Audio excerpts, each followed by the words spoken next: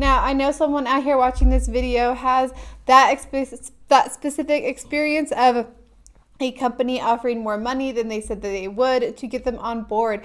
And you are an outlier and a special person. This is not going to happen for most people applying for jobs. Companies make salary bands so that they can afford to hire new people consistently and at the pace the company needs it to support its growth. So if you are so good at your job that they want to hire you more than they had planned, well, that might be a whole new job that they have created, or they've rearranged their needs to hire a more senior person. But most of the time, you are not so great that the company wants to pay more. They're reallocating other sources to make sense for this higher salary. Here comes my co-star, my cute and adorable kitty. I hope she comes and sits in this chair for you. Sangria, up, up. Sangria, up. Sangria.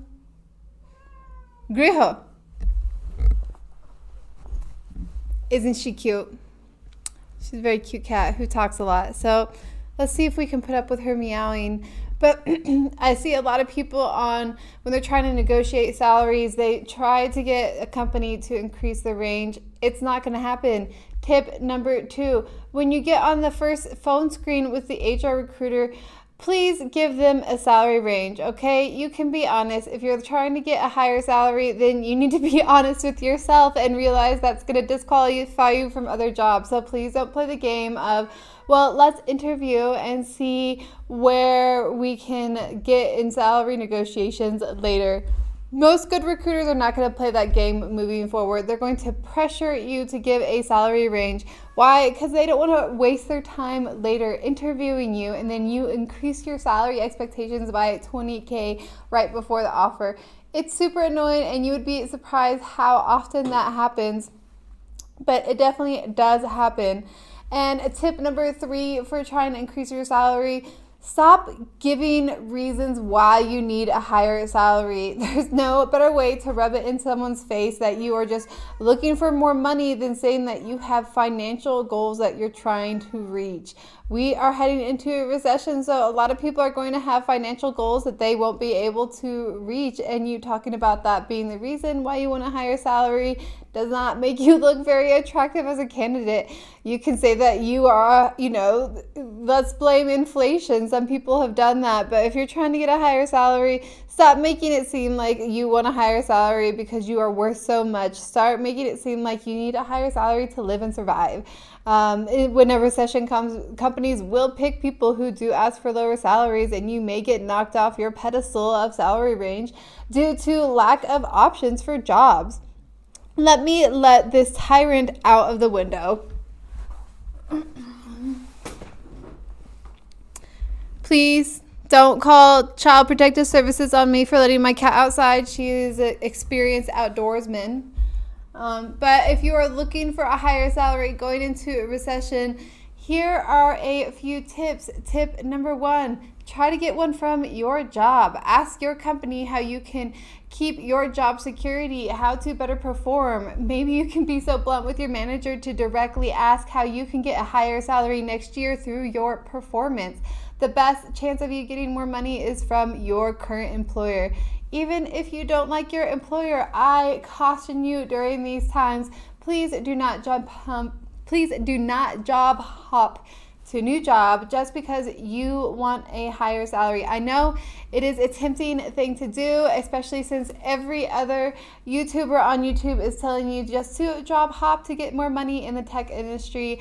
I'm here telling you the truth. I have experience in the industry, and I am seeing the blood and the gore starting early in this tech startup bubble burst. So, number 1, try to get more money from your current company. Now, if you are laid off or for some reason you just have to look for a new job, maybe you have to go on site, well, I would suggest that you be as upfront as possible with your salary expectations.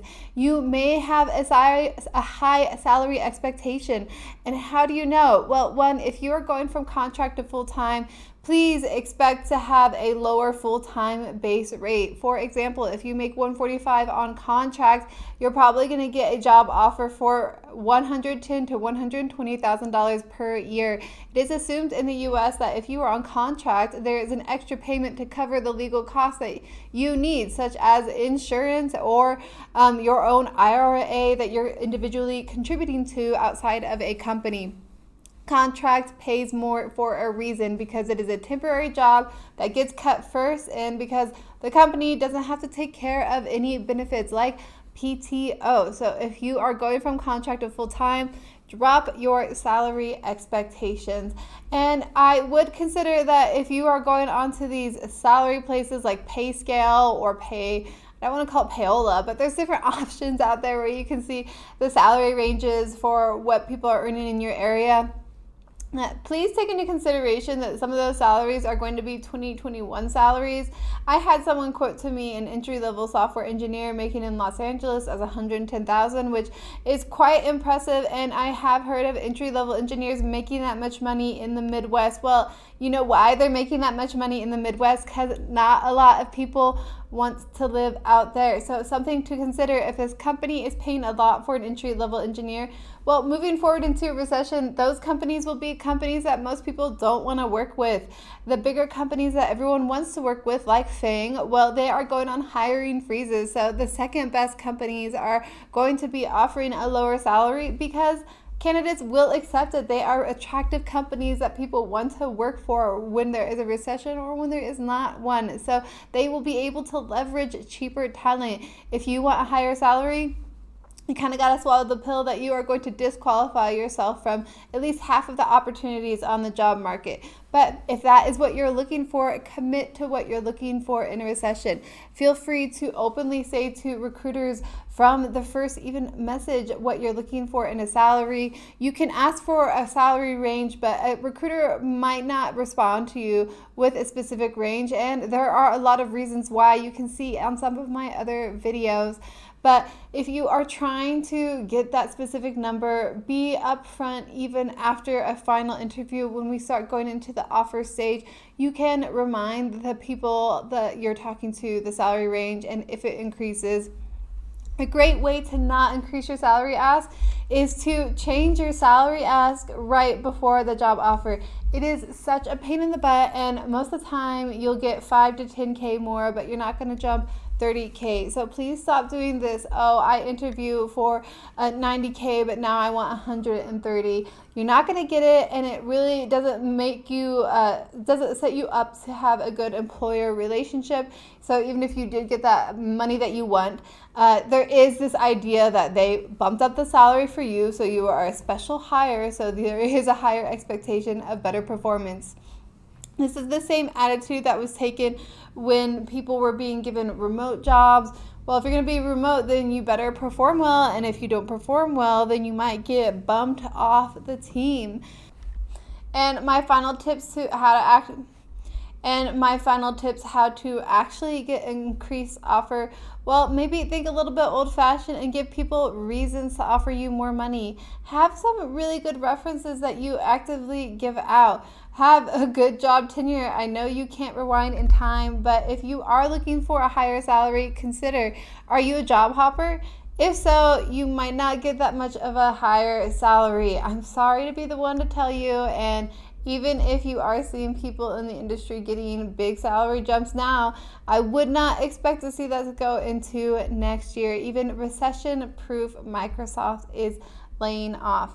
So if you are a job hopper, take it easy. If you've spent 2 to 3 years at more than one job, that would be someone I consider longer tenure, ideally three years plus. Those people are going to have all the strength in the job market and are the ones who can legitimately negotiate higher salaries.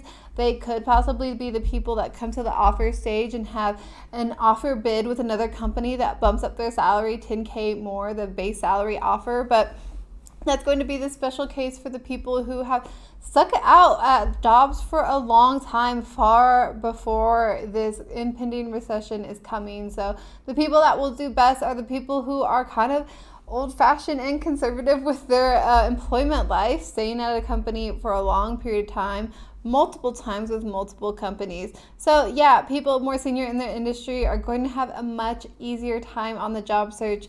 I just did a video about why it's so hard for entry-level engineers to get a job, and I talk about that a ton on my channel. So if you are looking for a new job, please subscribe to this channel. And if you're trying to get a higher salary, well, I can do my best to try to help out with that with some of the tips on this channel. I have more videos coming up, so thanks for checking this out. And if I'm wrong in the future, you're viewing this in 2023 and I was totally off point, feel free to let me know in the comments below. I do respond to everyone who comments. So thanks for watching this video, and I'll see you in the next one.